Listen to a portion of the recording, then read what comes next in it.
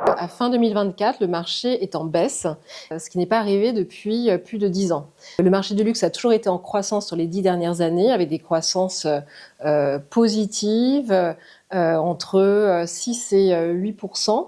Et pour la première fois, il est en contraction, il y a moins 2%. Là, je parle du marché du luxe, des biens de luxe personnel. Ce qui est très significatif, donc, c'est qu'à l'inverse, le marché du luxe expérientiel, lui, est en hausse. Il est en hausse de plus 5%. Donc, on voit vraiment qu'il y a ce changement de paradigme d'un luxe qui est matériel, qui est en baisse, avec un luxe qui est plus immatériel et d'expérience, qui lui est en hausse.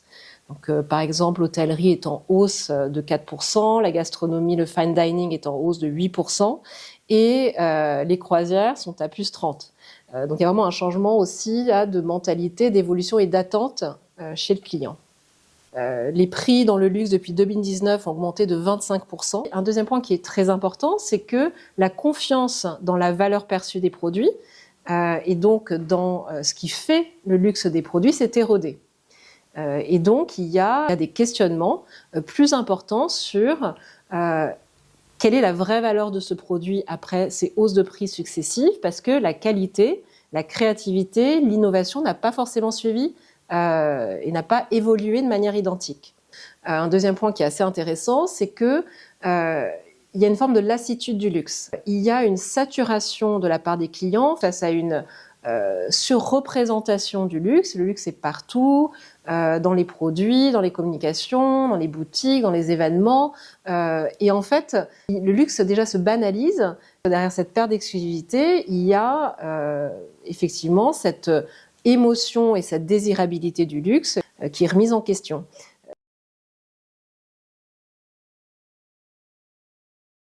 Le plus important, c'est déjà de reconnecter les prix à la valeur perçue du produit. Parce qu'aujourd'hui, il y a une déconnexion qui est forte.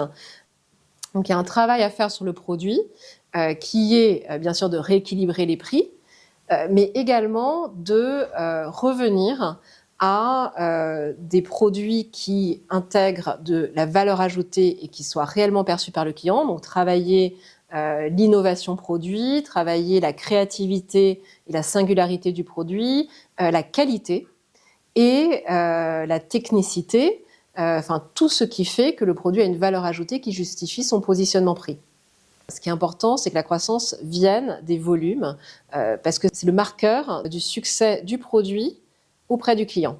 Ça veut dire des ventes plus importantes en nombre de produits et aussi du recrutement sur le client. Et pour ça, ce qui me semble le plus important, c'est vraiment de revenir aux fondamentaux du luxe, avec un retour à la singularité des produits. Donc c'est vraiment en effet retrouver de la différenciation et du sens aux produits.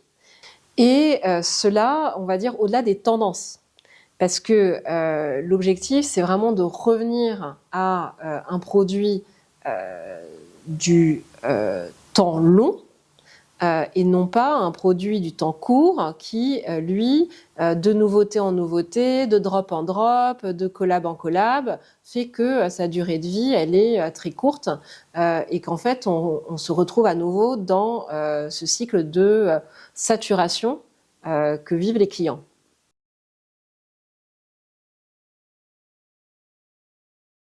Il faut réinventer l'engagement client par plus d'expérience, parce que c'est l'expérience qui, au final, génère sur le long terme l'engagement et l'attachement aux marques.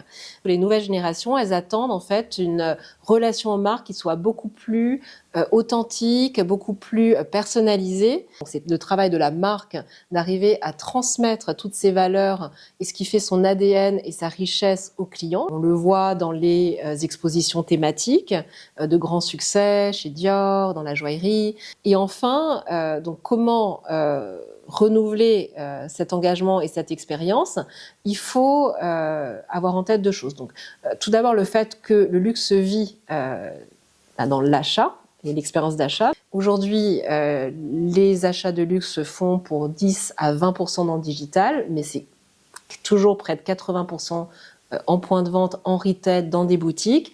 Et là, ce qu'on appelle l'excellence retail est vraiment importante et le marketing a notamment un rôle majeur dans cette création d'un cérémonial client qui soit très personnalisé, pertinent et agréable en fait. Il y a aussi toutes les expériences des clients VIC ou VIP. Ils ont particulièrement en 2024 contribué fortement aux achats et à la croissance puisque c'est 2% des clients qui ont contribué à 45% des achats.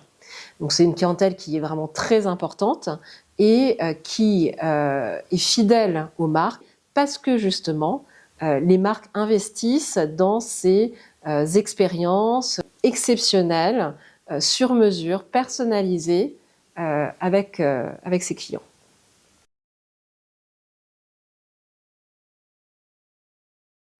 Tout ça, c'est quelque part très joli, mais enfin, ça ne fonctionne pas si on ne connaît pas son client. Donc, c'est la base. La première étape, c'est vraiment la connaissance du client, une connaissance qui doit être fine. Il n'y a pas un client dans le luxe.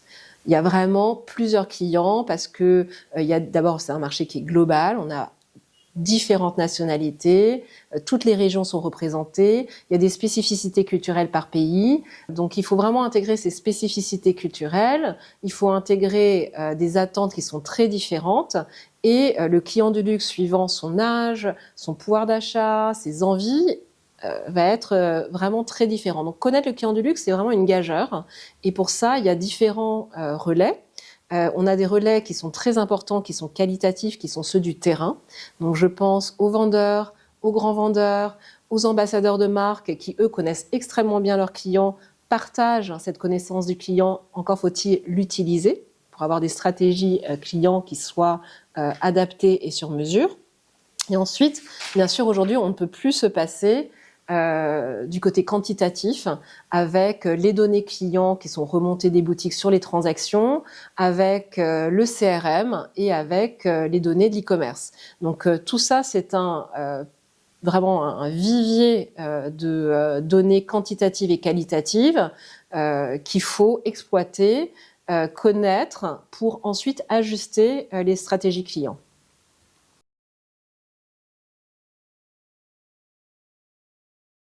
En termes d'attente sur le luxe, il y a une attente qui est fondamentale, c'est celle de durabilité.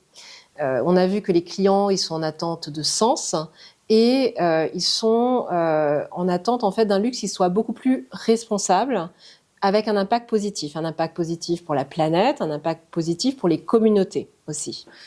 Et ça veut dire très concrètement dans le luxe, donc en amont intégrer des matières et des processus de fabrication qui soient éco-responsables, dans la mode, dans la joaillerie, dans tous les domaines du luxe.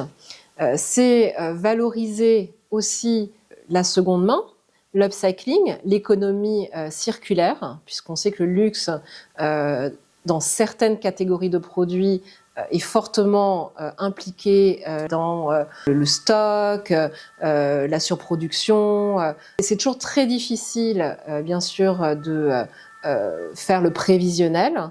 Mais voilà, on sait qu'aujourd'hui, il y a énormément de stocks dans le luxe.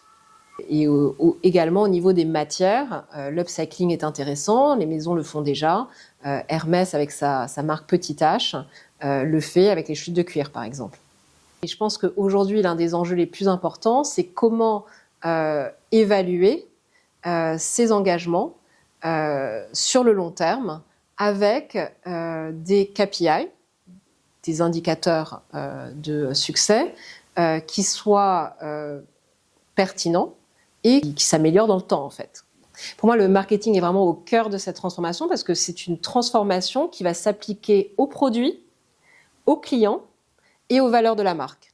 Donc c'est vrai que le marketing, lui, il a vraiment cette nécessité, on va dire entreprise par entreprise, maison par maison, produit par produit, catégorie par catégorie, d'identifier les enjeux prioritaires, faire un diagnostic de où on en est et quels sont les axes d'amélioration court terme, moyen terme et long terme, et actionner très vite les opérations et les actions nécessaires, parce que en fait aujourd'hui dans un marché qui est en baisse, ceux qui ne transforment pas ou ceux qui ne réagissent pas, ils vont subir le marché.